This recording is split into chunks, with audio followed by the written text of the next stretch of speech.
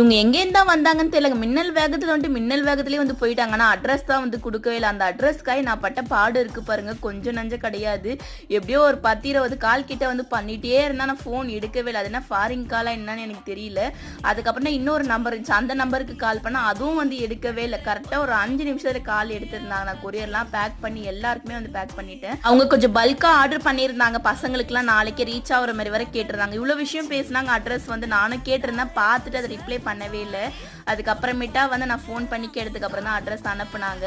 நான் யோசிச்சு பார்த்து எந்த நேமா இருக்கும், எந்த அட்ரஸா இருக்கும், என்ன ஊரா இருப்பாங்கன்னு சொல்லிட்டு நானும் யோசிக்க ஆரம்பிச்சிட்டேங்க. ஒரு அட்ரஸ் கிடைச்சதும் நானும் பேக் பண்ணி அந்த மெல்டிங் சாக்லேட் ப்ரௌனிலாம் வந்து போட்டு விட்டேன். அவங்க வீட்டில் இருக்க பசங்களுக்கு தான் அதை ஆர்டர் பண்ணியிருந்தாங்க. மற்றதெல்லாம் வந்து ஆன்லைன் ஆர்டர் இருந்துச்சு.